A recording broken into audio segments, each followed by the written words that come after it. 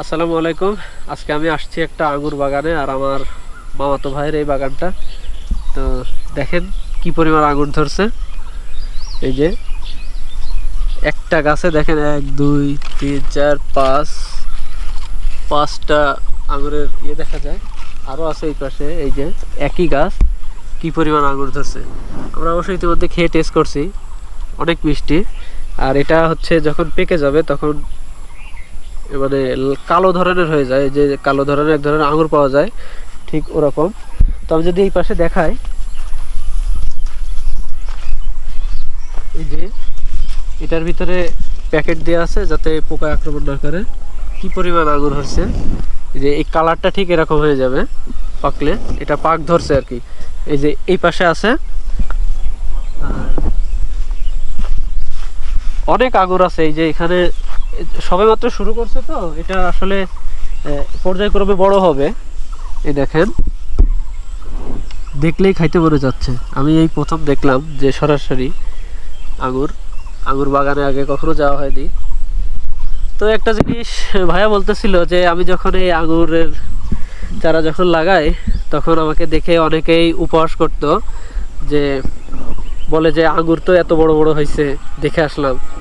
তো তারাই এখন বলে যে আসলে তাদের মুখ দিয়ে এখন কোনো কথা থাকে না যখন এই দেখে যে গাছে আঙুর ধরছে। আসলে আমাদের মানে একটা বাধা থাকে, যে কোনো একটা জিনিস আপনি শুরু করবেন তো কেউ না কেউ বাধা দিবেই আপনাকে। তো যাই হোক, সমালোচনাকারী আল্লাহ ভালো রাখুক। এই দেখেন কি পরিমাণ আঙুর, এটা অবশ্য পাক ধরছে। এই যে এর ভিতরে আরো আছে। তো আমি আজকে আপনাদেরকে একটু বাগানটা ঘোরায় ঘোরায় দেখাই। এই যে এই গাছটাতেও আঙুর আছে। এই যে এটারও কালার চলে আসছে, এটাও হয়তো বা কদিন পরে কাটা যাবে। এই পাশে আছে, এই যে এটার ভিতরে আছে, এটার ভিতরে অনেকগুলো আছে।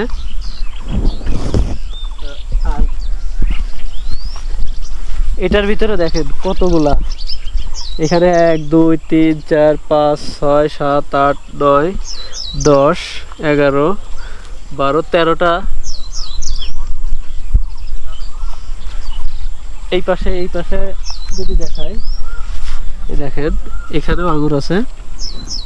মানে ম্যাক্সিমাম গাছে আঙুর ধরছে। এই পাশে আরো আছে, এগুলো ছোট, এগুলো পরে লাগানো হয়েছে, যেহেতু গাছ অনেক সময় গাছ মারা যায়।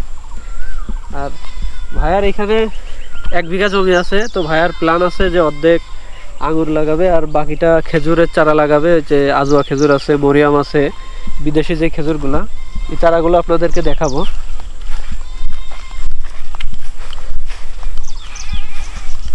এই দেখেন খেজুরের চারাগুলো কত বড় হয়েছে। এখানে আছে, এখানে অসংখ্য খেজুরের চারা আছে। আর ওই পাশের দিকে লাগানো হয়েছে, এটা মনে হয় 16 ফিট দূরে দূরে লাগানো হবে। এই যে এগুলা সব খেজুরের চারা। তো এটা কোন কোন জাত আছে এখানে, এটা আমি বলতে পারবো না, ভাইয়াই ভালো জানে। আর যেহেতু ভাইয়া প্রথম শুরু করছে, এই জন্য একটু অগোছালো আছে। আস্তে আস্তে সব ঠিক হয়ে যাবে, একটু সময় কম দিতে পারে।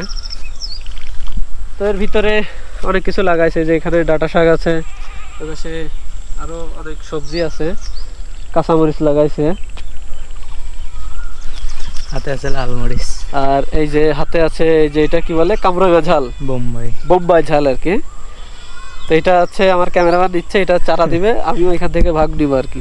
আর এটা হচ্ছে গোলমরিচ টাইপের।